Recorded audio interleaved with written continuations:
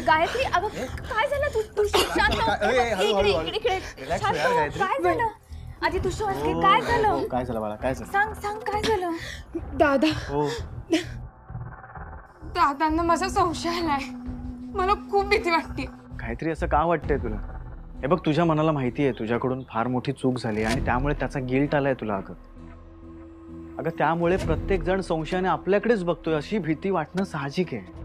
दादा, मी सगळ्यांबद्दल नाही बोलत आहे. मी दादांबद्दल बोलतीये. अगं तू का सतत दादांचं नाव घेतीस?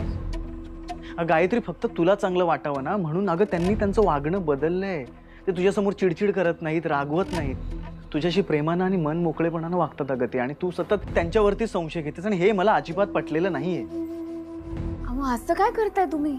तुम्ही तिची मनस्थिती समजून घ्या ना. युवराज एवढा सख्खा भाऊ असून पण ती तुमच्याकडे आली आहे. तिचं मन मोकळं करायला, तुमचा आधार वाटतो तिला. लई विश्वास आहे तुमच्यावर, असं नका करू. अगं पण मुक्ता, हाच विश्वास तरी दादांवर पण दाखवायला नको का? अहो पण ठीक आहे गायत्री, आपण एक काम करूया. तुझ्या मनातली ही भीती, हा संशय आपण सगळं एकदाच मिटवून टाकूया. मी दादांकडे जातो आणि त्यांना सगळं सांगतो, म्हणजे हिच्या मनातली भीती जी आहे ना ही कायमची निघून जाईल. अहो तुम्ही दादा प्लीज प्लीज नको सांगूस. आपलं ठरलं होतं ना की दादांना सांगायचंय, सो मी जाऊन सांगतो त्यांना. हो पण आता नका सांगू प्लीज. हे तुम्हा दोघांमध्ये ठेवा. एकदा ऋषीचा फोन येऊ दे, एकदा कॉन्टॅक्ट होऊ दे त्याच्याशी. प्लीज आता नको सांगू. अगं त्याचं काय आता? सारखं ऋषी ऋषी ऋषी ऋषी. तुझा त्याच्यावर विश्वास आहे ना? आहे ना तुझा ऋषीवर विश्वास? मग काय घाबरतीयस? आहे, पण 2-3 दिवस थांबूया ना वहिनी. 2 दिवसांनी असं काय होणार आहे गायत्री? 2 दिवसात कितीतरी वेळा दादा तुझ्या समोर येणार आहेत आणि प्रत्येक वेळी तुला असंच वाटेल की दादा संशयाने माझ्याकडे बघतायत. हे चुकीचं नाहीये का? अहो तुम्हाला काय झालंय? ती एवढी रडते, एवढा करते, तुम्हाला दिसत नाहीये का? हे बघा, तिची स्थिती आता शरीरानं मनानं लई नाजूक झाली. आपण नाही समजून घेणार तर कोण घेणार? हे बघा, ती म्हणते तसं आपण करू. आधी ऋषीला शोधूयात, मग बघूयात दादांना कधी आणि कसं सांगायचं ते. अगं पण मुक्ता, दादांना सांगायला जर आपण उशीर केला आणि दादा नाराज झाले तर काय करणार होता? नाही नाराज होणार, मी सांगते ना. आणि जरी झाले तरी मी समजावीन त्यांना, मी शब्द देते. ठीक आहे, मी पप्याला फोन करून इथे बोलावून घेतो. पण दादा जर नाराज झाले ना तर त्याच्यासाठी सर्वस्वी तू जबाबदार असशील मुक्ता.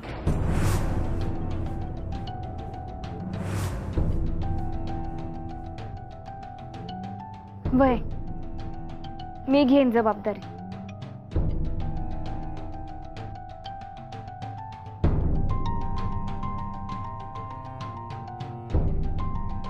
हॅलो, हा पप्या. अरे नाराज होणार नाही तर काय होणार? असं कुठे असते वे तिजोरीत खडखडाट नुसतं. रे तू कसला नाराज होतोय? खरं तर आम्ही नाराज व्हायला पाहिजे. आम्हाला न विचारता डायरेक्ट अगदी तिजोरीपर्यंत घुसलास आणि वरून आम्हाला सांगतोय की मी नाराज झालोय. याला म्हणतात चोराच्या उलट्या बोंबा.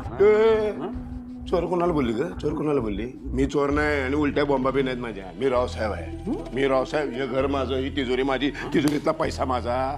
मग तिजोरी उघडायला कुणाच्या बापाची परवानगी कशाला पाहिजे ग? दोषी तुम्ही आहात दोघं. तुम्ही दोषी आहात दोघं. तुम्ही मला आधी सांगायचं येत नाही? तिजोरीमध्ये रावसाहेब पैसे ठेवत नाही, नुसते काय ते पुडकी ठेवलेत, काहीतरी फायली ठेवल्यात, असं कुठे असते वे? अरे आम्हाला तरी काय माहित दादा तिजोरीत पैसे ठेवत नाही. ते खऱ्या दादाला म्हणजे रावसाहेबालाच माहित ना. त्या वैजंतीला विचारलं असं, पण तिला जाऊन आम्ही कसं विचारणार? अरे हेच सांगतोय मी. मला जर आधी कल्पना दिली असती की नाही, मी वैजूला राणीला विचार, छोटू राणीला माझ्या असं जवळ घेऊन, म्हणजे वैजू बायको आहे माझी, असं छोटूला विचारू, ये बाई कुठे आहेत पैसे? तिने सांगितलं असतं मला. डोका नाही तुम्हाला? ते रिकामी तिजोरी बघून माझं टाळकं सटकलंय आता. मला काय माहित नाही. मला पैसे पाहिजे म्हणजे पैसे पाहिजे. मला पैसे पाहिजे. पैसे पाहिजे नाही तर मी खाजी पैसे पाहिजे. मला पैसे पाहिजे. पैसे पाहिजे.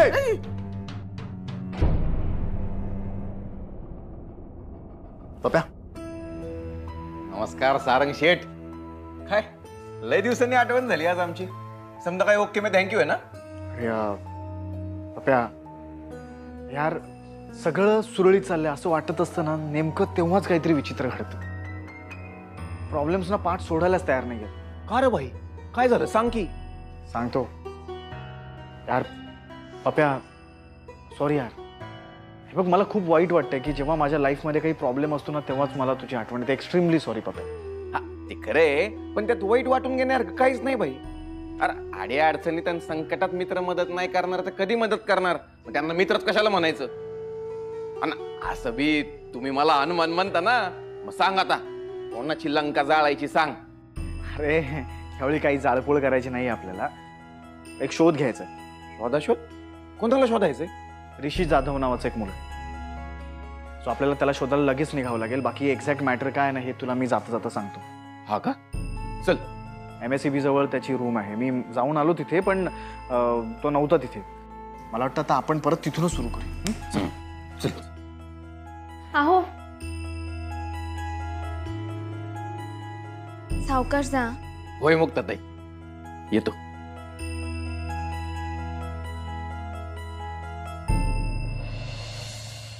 हे बघ मला खात्री आहे पप्या भाऊ आणि हे तर नक्की शोधून काढतील. आणि तो कुठे लपलेला वगैरे नसणार आहे. काहीतरी छोटी मोठी अडचण असेल. एकदा ऋषी परत आला ना हे सगळं व्यवस्थित होईल.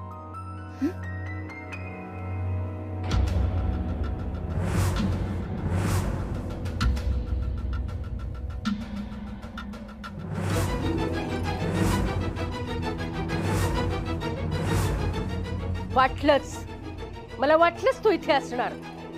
बघावं तेव्हा इथे पडलेली असतेस. सारखं सारखं काय असतं का तुझं या मुक्ताच्या खोलीत?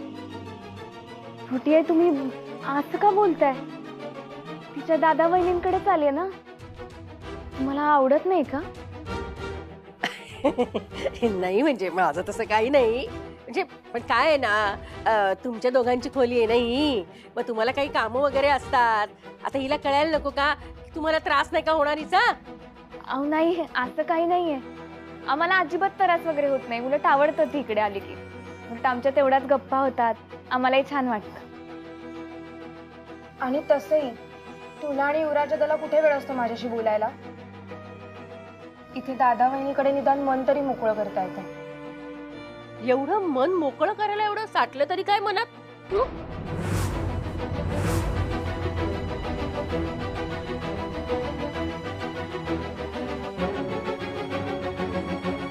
काही नाही. पण तू का शोधत होतीस मला? मी कशाला शोधू तुला? आपण काय लपाछपी खेळतोय? पण तिला शोधायला तर तुम्ही एवढं उंच जिने चढून आलात ना. हो अगं, माझी कंबर दुखत होती तरी सुद्धा मी ते वर चढून आले. कशाला मी आले? अरे हा गायत्री, तुझा मोबाईल कुठे आहे? येताना वर नाही आणलास का? नव्हताच आणला तू फोन. फोन खालीच आहे. पण सारखा तुझ्या कोणा मैत्रिणीचा फोन वाजतोय ते सांगायला तुला मी वर आले.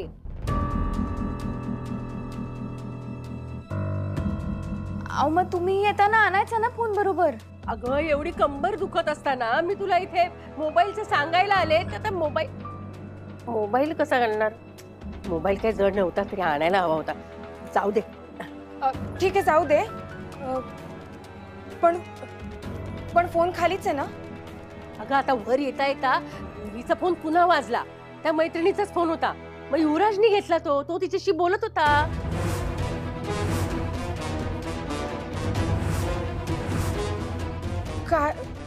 काय बोलला तो तिच्याशी?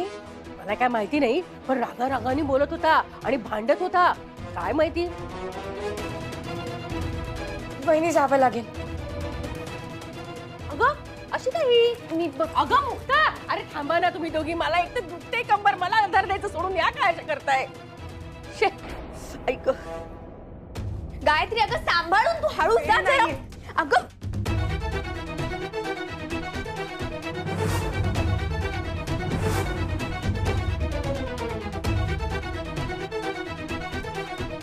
सांगितलं ना सावकाश जा. पडली असती तर केवढ्यात केलं असतं. चल सावकाश. ह्या पोरी पण अशा आहेत ना, वाघ मागे लागल्यासारख्या नुसत्या पळत आहेत.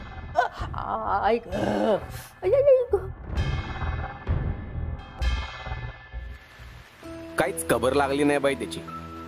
पण तू टेन्शन घेऊ नको. आपल्या अजून 2 खबरी आहेत. कुठून ना कुठून काय ना काहीतरी कळलंच आपल्याला. बाई खबरीचा फोन. बोल ना. हा बोल, काय झालं? हा सका. हॅलो बाई, त्या ऋषीच्या घराचा दार थोडस उघड आहे आता. काय म्हणतोस? म्हणजे याचा अर्थ तो घरी आला असणार आहे. चल. चल.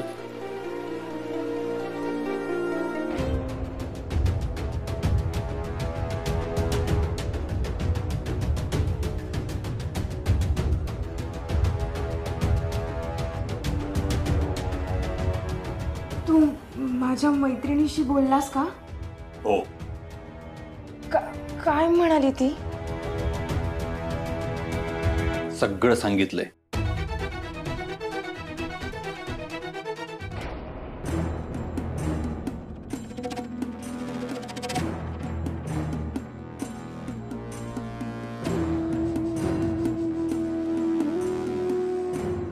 बाई हा तो ऋषीच दिसतोय. हो, मला पण तेच वाटतंय. पप्या, हा जर इथे आहे तो गायत्रीला का नाही भेटला? ऍटलिस्ट कॉल तरी करू शकला असता ना. बाई या सगळ्या प्रश्नांची उत्तरं याला धरल्यावर मगच मिळतील. नाही, मी परत आल्याची माहिती कोणाला नाही आणि तुम्ही पण सांगू नका कोणाला. हा तोच आहे. मी रूमवर काही माझ्या महत्वाच्या वस्तू आहेत त्या न्यायला आलोय. त्या घेतल्या की मी इथून सटकणार. यार हा फ्रॉड आहे पप्या. बघ, हा नक्कीच गायत्रीला फसवणार. काही झालं ना तरी हा इथून गेला नाही पाहिजे. तू एक काम करीतच थांब. मी आज जाऊन याला धरतो आणि याचं काम ओके मी थँक्यू करतो. जा. सगळं म्हणजे नक्की काय सांगितलं तिने तुला?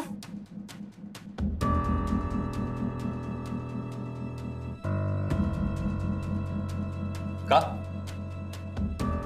घरच्यांना समजून नये असं काही होतं का? ते काहीतरी लपवायचं होतं आणि आता ते उघड पडलंय असलं काही होतं काय?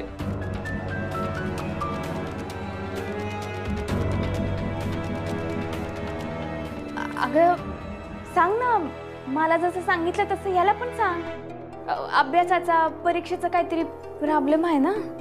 काय प्रॉब्लेम? अभ्यासाचा आहे? हो, अभ्यासाचा इश्यू झालाय जरा. मग प्रॉब्लेम अभ्यासाचा होता ना, मग तुझी मैत्रीण मला का नव्हती सांगत? एवढं तिला मी खोदून खोदून विचारलं तर मला काय म्हणाली, जे काय आहे ते मी फक्त गायत्रीला सांगणार. का?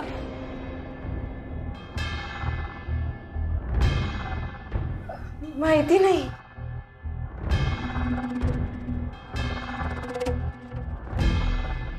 अरे युवराज, हा असं काय गेलं? अरे अरे काय झालंय? मला काय कळेल का तुमचं? काय झालंय? काहीच झालं नाही. आम्ही आलोच. अरे अशी का पाहताय? काय चाललंय ना या मुलीचं? काय आता तुझं काय झालं? यांना काय झालं? आता मलाच काही माहिती नाहीये. युवराज भाऊ कुठे आहेत? नाही, त्यांनी सरबत आणायला सांगितलं होतं म्हणून आणलं. तो नाहीये. आणि इकडे गप, मी घेते.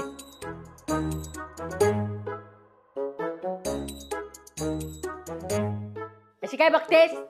गप.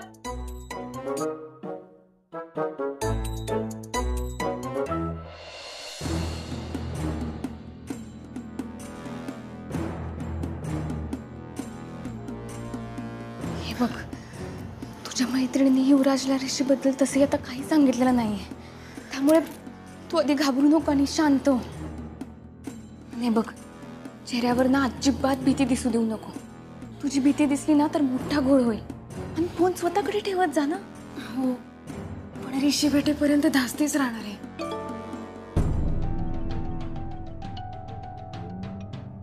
यांचा मेसेज आलाय. ऋषीच्या घराचं दार आज उघड आहे. ऋषी बहुतेक घरी आलाय. आम्ही तिकडेच चाललोय. म्हणजे आज ऋषी भेटणार? म्हणलं होतं ना तुला, ते दोघं काही करून त्याला शोधून काढतील. तर काळजी नको करूस. चल, आपण आमच्या खोलीत जाऊन बघू. हो.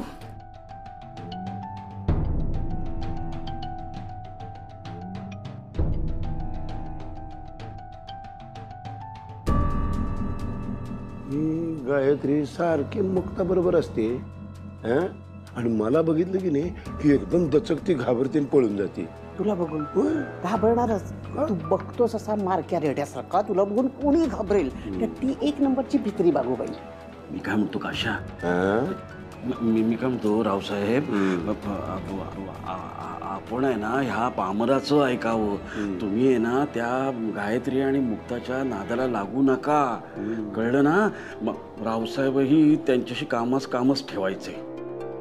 सारखं सारखं ना मला रावसाहेब असं वागायचं, रावसाहेब तसं वागायला सांगू नका. मी रावसाहेबासारखा साधू संत नाही, मी ओरिजिनल काशा आहे. आणि ह्यापुढे मी काशासारखाच राहणार, काशासारखा वागणार, काशासारखा खाजवणार.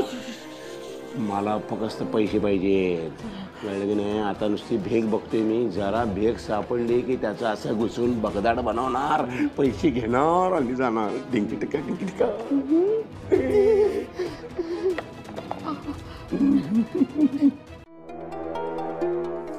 काय भावा, सुमडीत येऊन भुरकन उडून जायचा प्लॅन होता वाटतं. अरे कोण आहे तू आणि घरात कसा शिरलास? स्वतःच्या पायाने तुझ्या खिडकीतून आत आलो. तू पळून चालला होता ना, खरं सांग. अरे तुला काय करायचंय? मला काय सारंग हा म्हणतोय मला काय करायचंय. आम्ही आलो.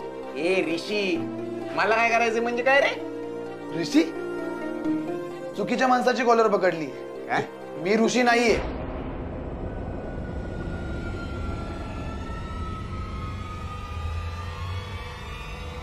बघ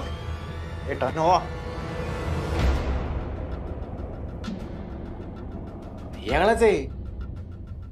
ऐकलं का? ऐकलं ना. तू जर ऋषी नाहीयेस तर त्याच्या रूम मध्ये काय करतोयस? मी त्याचा मित्र आहे नीरज. मी असा आधीमध्ये त्याच्याकडे राहायला येत असतो. मित्र? जर तू त्याचा मित्र आहेस तर तुला माहित असणार ऋषी कुठे आहे. कुठे आहे ऋषी? मला त्याच्याबद्दल काहीच माहित नाहीये. ए, आम्ही फोनवर बोलताना ऐकलंय तुला. तू कोणाला तरी सांगत होता तुमचा काहीतरी प्लॅन आहे. तू सांगत होता का मी इकडे आलोय, कोणाला कळून देऊ नका म्हणून. खरं काय ते सांग. प्लॅन वगैरे काही नाहीये. उलट मी माझ्याच प्रॉब्लेम मध्ये अडकलोय. दोघांकडून मी पैसे व्याजावर घेतले होते आणि मी ते परत करू शकलो नाही. आणि त्यांना समजलं ना मी इथे, तर मला ते मरेपर्यंत मारतील. म्हणून मी फोनवर असं सांगत होतो. प्लीज मला जाऊ द्या ना. ए, ऋषी परत काय येत नाहीये? मला खरंच माहित नाहीये त्याच्याबद्दल काही. ए, आम्हाला ऋषी बद्दल माहिती मिळेपर्यंत आम्ही तुला इथून सोडत नसतोय बरं का. ए, पटकन तोंड उघडा इथेच.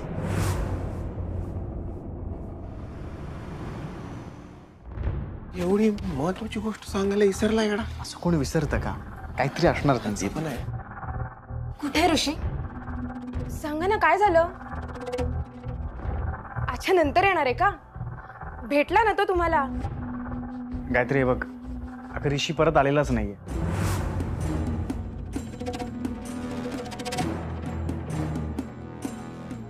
हे काय बोलताय तुम्ही? तुम्हीच म्हणला होता ना त्याच्या घराचं दार उघडं आहे, तो परत आलाय. हो मुक्ता, घर उघडच होतं पण तिथे ऋषी नव्हता. तिथे त्याचा मित्र कोण, काय नाव त्याचं? नीरज. नीरज नीरज होता तिथे. आणि तो पण लोकांचे पैसे बुडवून तिथून पळून जाण्याच्या इराद्यानेच आला होता. मग निदान त्याच्याकडून काही कळालं नाही का? नीरजला पण काहीच माहित नाहीये.